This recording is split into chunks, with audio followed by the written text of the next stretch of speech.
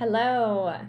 Today I want to share a very simple technique that I've learned that is incredibly helpful to regulate the nervous system and thus reduce anxiety and feel generally better, especially when your body's in a stressed out state. So I don't know about you, but I keep seeing posts and emails and videos lately all about nervous system regulation. So I feel like before, the world of self-help and personal development was all about change your thoughts, change your beliefs, which is still very much true. And people are taking it a step further and saying your thoughts and beliefs can only get you so far if your nervous system is dysregulated. And so when you have a dysregulated nervous system, essentially that means your body's in a state of fight or flight. Your body is in a stressed state. And I'll break that down a little bit in a moment, but I will say these practices and this technique that I'm going to share will be more effective if your mental thought processes are in a good place.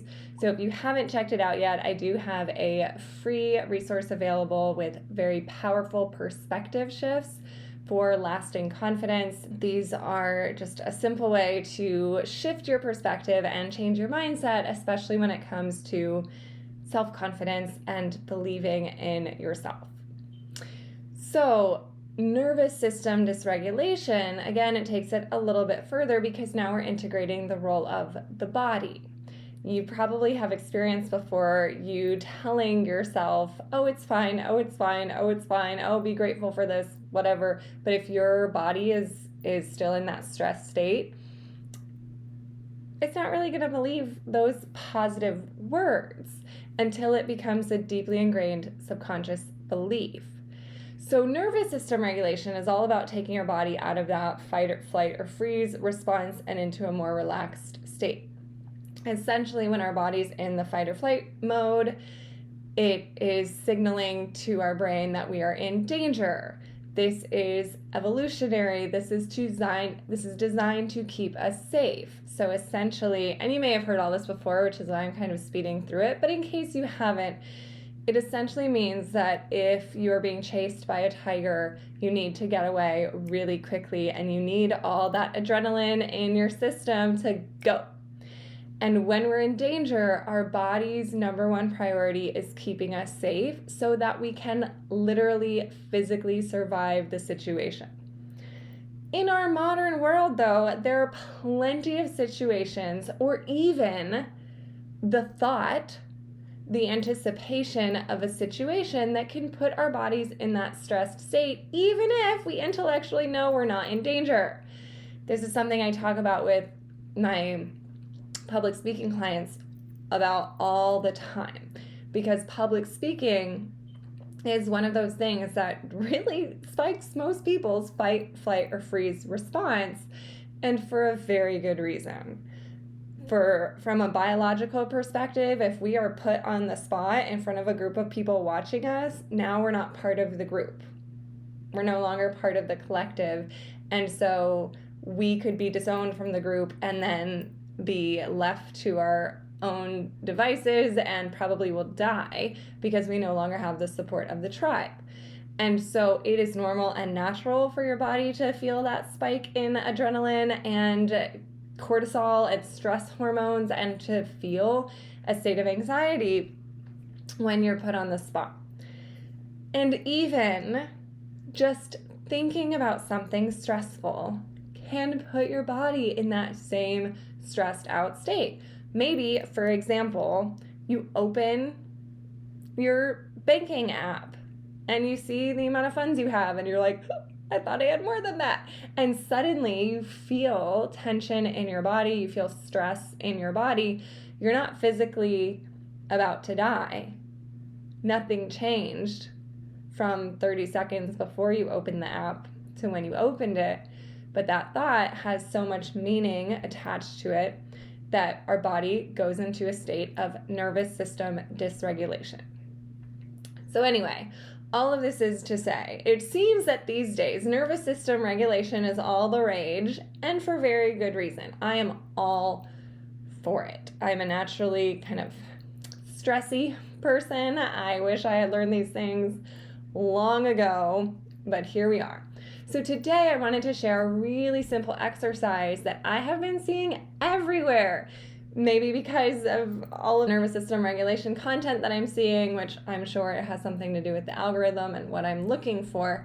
But this technique has come up for me, one, in a one-on-one therapy session that I had, two, in an online program that I took with, actually, I didn't take the program, but I saw a meditation that this hypnotist offered named Paul McKenna, and he explained this technique. And then three, I heard it when I was listening to this woman named Kate Northrup. She was going through a money reset class talking about our relationship to money and the role of the nervous system in our relationship to money.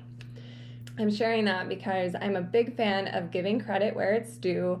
This technique is not my idea. This is something that I've been practicing since I had it.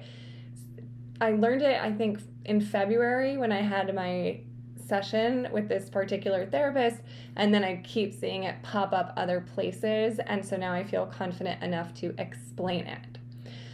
So, if you haven't heard it before, this technique is called havening. And I'll explain how to do it briefly, and then I'll go into why it works, and then we'll practice it a little more in depth. So basically, when you're havening, you are in a stressed state. So the way it worked in my therapy session is she would ask me questions about traumatic or stressful events in my life and then get my body in a stressed state. And then we'd do the technique to get me out of the stress state, to therefore reprogram my body to not be associated with stress when I think of that experience. Or you can use it when you are in a stressed state. So let's say it's your turn to go next in the meeting and you're nervous, you can practice this technique. Or you're about to make a sales call and you're worried they're not going to book with you, you can practice this technique to calm yourself down. So essentially what you do is very simple, but you bring your hands together and touch, rub one of your hands with the other hand. And as you're doing this, the important thing is you want to notice the feeling of the hand that you're touching. So do it with me. And then bring your awareness to the other hand, the hand that's being touched. And just sit with that. An alternative, the one I actually like to practice more, is you start with one hand on your right hand on your left shoulder and your left hand on your right shoulder, and you stroke down your arms and you just feel it. And I usually practice with my eyes closed. And the reason this works, and then I'll take you into a longer little mini practice, but the reason this works is because when your body's in a stressed state and then you stop, and the reason this works is because if you are in an actually life-threatening situation, like being chased by a tiger, you will not have the luxury of stopping to feel your hands or rubbing your arms. And so by doing that, you're sending signals to your body that say, we're safe, we're good, it's okay. And it takes the stress response out of that trigger. So again, you can use this in real time when you're feeling stressed out about something that's about to happen, or you're, like today, for example, I got a not so nice comment on one of my videos, and I was like, okay, it's fine. I'm safe, nothing about my life changes. It is all good. I'm sorry to that person who didn't like my video, but it's okay. It's not worth me getting triggered over because there's literally nothing I can do to change that. I responded to the comment in a way that I felt was appropriate, and that's all I can do. So it's very helpful. So when you get triggered, you can use this, or again, if you want to reprogram patterns, like if, for example, you can think about something and it makes you triggered. So you think about a person that just annoys you, or you think about a behavior that just gets under your skin, you can practice this technique. Now, I do recommend doing that with a therapist or with some guidance. because it is not, I don't want you to listen to this video and then put yourself in a really stressed state and then not do the technique properly. So use it at your discretion, but for me it has been helpful particularly when I am feeling triggered. So let's try a little bit longer of a practice. So if you want to, you can think of something that's mildly stressful, or think of something that you have coming up. And so you want to start this when your body is in a slightly stressed state. If you're in a totally good mood right now, don't do this. Come back to it later when you're feeling triggered, okay? I don't want to ruin your day by making you think about something icky. Save it and come back to it later, or you can just watch and not participate and go back to it, think about it later. But essentially what you want to do is close your eyes. Your body's in that stress state, so think about the trigger and get yourself really riled up. So you're really feeling it in your body, your heart's racing, maybe your chest feels tight. And then stop. Let go of the thought. One hand on one shoulder, the other hand on the other shoulder, and just let your arms gently stroke one another. Let your hands stroke each arm. Don't think about anything. Just think about the sensation of your hands on your arms.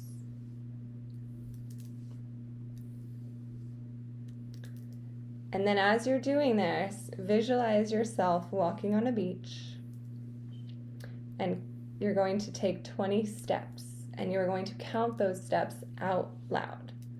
So visualize yourself walking on the beach, smell the salty air, feel the soft sand between your toes, and out loud you're going to count 1, 2, 3, 4, 5, 6, 7, 8, 9, 10, 11, 12, 13, 14, 15, 16, 17, 18, 19, 20, and then you can repeat that multiple times. So you might first be on a beach, and then maybe you'll be walking through a garden, and then you're walking down a staircase. I've heard it done like that before, but really the practice of havening is bringing all your awareness to your hands touching another part of your body, either your arms or your other hand. Now, if you're thinking what I was thinking when I was doing that, which was, you can't really do this if you're in a public setting, that's true. So if you're on a date and you're suddenly really nervous, I wouldn't recommend that you just stop and start counting, but you can discreetly bring your hands together and rub them together and pay attention to it. If you're in the meeting and you're nervous, or let's say you're about to get called in for an interview and you're nervous, rub your hands together and just think about that. I'm getting so calm just doing this.